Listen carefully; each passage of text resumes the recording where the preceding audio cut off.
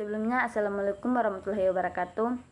Perkenalkan, nama saya Nurlindo Musugi, Prodi Ilmu Pemerintahan, semester 4. Di sini saya akan mereview materi yang terkait dengan sistem administrasi.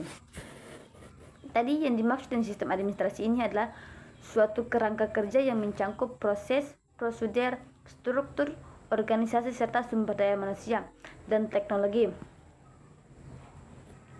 yang digunakan untuk mengelola, mengatur, dan mengawasi kegiatan dalam suatu organisasi atau lembaga agar tujuannya tercapai secara efisien dan efektif. Jadi di sini ada juga pengertian sistem administrasi. Jadi yang dimaksud dengan pengertian administrasi ini adalah cara kerja yang sistematis dan struktur dalam mengatur segala bentuk kegiatan organisasi, mulai dari perencanaan, pengorganisasian, pengarahan, hingga pengendalian terhadap sumber daya yang ada. Contohnya manusia, keuangan, barang, informasi, dan lain-lain. Ada juga komponen sistem administrasi. Sistem administrasi ini terdiri dari beberapa komponen utama, yaitu 1. Input, masukan, data, informasi, sumber daya manusia, sarana prasarana, dan dana yang digunakan untuk proses administrasi. Ada juga proses kegiatan administrasi seperti pencatatan, pengarsipan, penyusunan laporan, perencanaan, dan koordinasi. Ada juga output keluaran, hasil akhir dari kegiatan administrasi seperti laporan, keputusan, dokumen, atau pelayanan. Ada juga umpan balik, yaitu feedback, evaluasi terhadap hasil administrasi untuk perbaikan dan peningkatan kualitas sistem. Ada juga fungsi administrasi.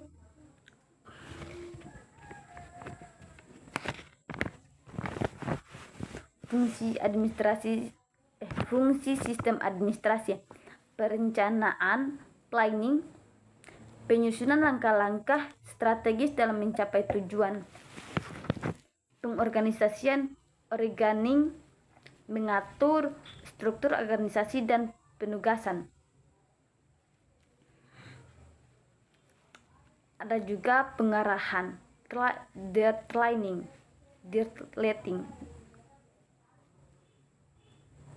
memberikan petunjuk dan motivasi kepada pelaksana. Selanjutnya ada juga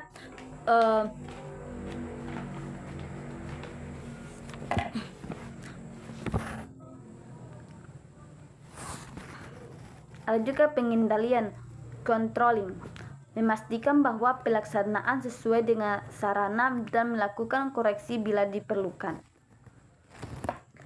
Ada juga tujuan sistem administrasi. Jadi tujuan administrasi ini ada beberapa tujuan, yaitu meningkatkan efisiensi dan efektivitas kerja, dan menjamin keteraturan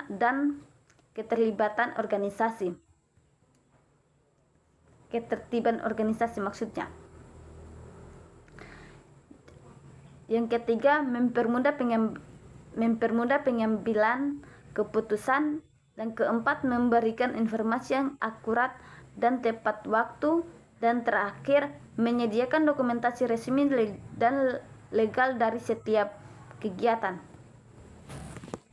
Ada 5 jenis sistem administrasi.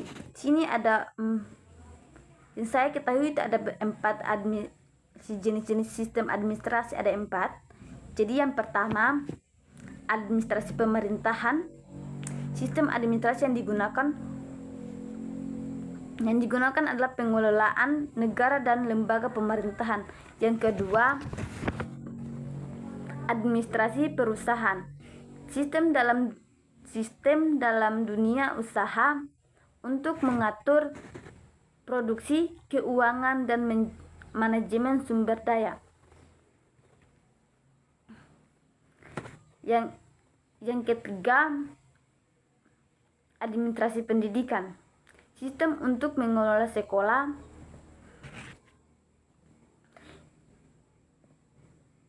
universitas, kurikulum, dan tenaga kependidikan.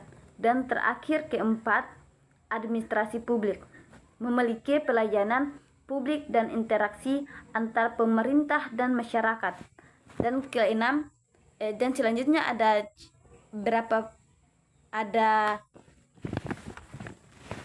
beberapa ciri-ciri sistem administrasi yang baik yang saya ketahui, yaitu terstruktur dan terdokumentasi. Yang kedua, jelas pembagian tugas dan tanggung jawab. Yang ketiga, fleksibel dan konsisten terhadap aturan. Yang keempat, menggunakan teknologi informasi modern. Dan kelima, transparan dan akuntabel.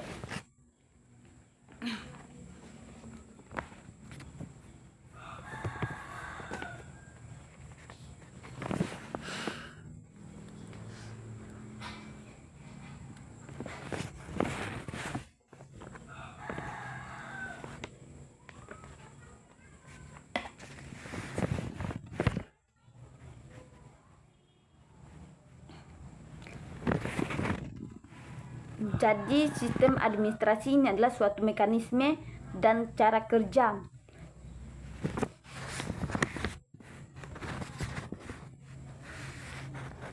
yang terorganisir dan struktur yang digunakan untuk mengelola, mengatur, dan mengendalikan berbagai kegiatan dalam suatu organisasi, lembaga, atau pemerintahan agar tujuan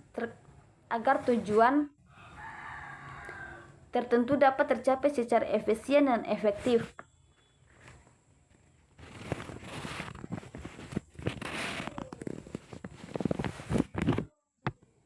Jadi sini ada beberapa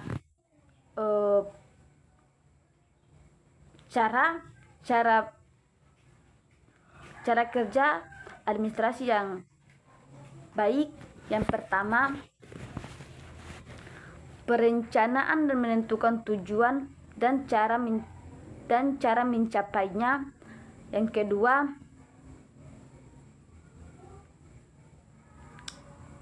kedua, pengorganisasian, mengatur sumber daya manusia. Yang ketiga, pengarahan, memberi arahan dan motivasi kepada pelaksana. Yang keempat, pengendalian, mengevaluasi dan mengawasi pelaksana kegiatan.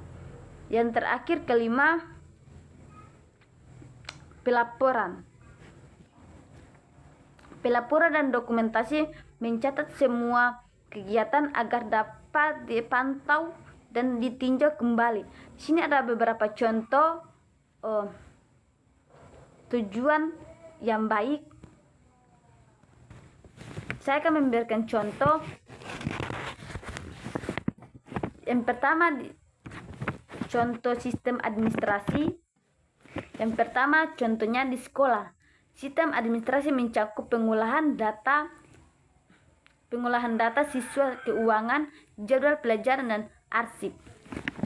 Ada juga di pemerintahan, mencakup penguasaan dokumen kependudukan, anggaran negara, dan pelayanan publik.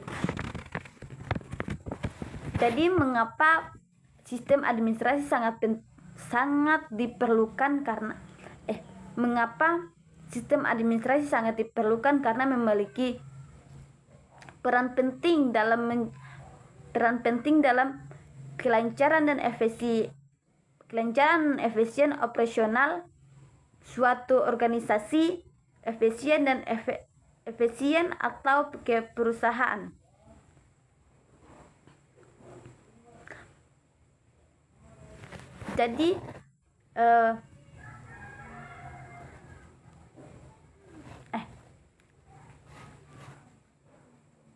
Jadi administrasi ini mengatur dan sistem administrasi ini mengatur dan mengelola informasi. Sistem administrasi membantu mencatat, penyimpanan dan pengelola data dengan rapi dan sistematis, sehingga informasi mudah diakses dan digunakan saat dibutuhkan. Mungkin itu saja yang dapat saya review, materi yang dapat saya review. Wassalamualaikum warahmatullahi wabarakatuh.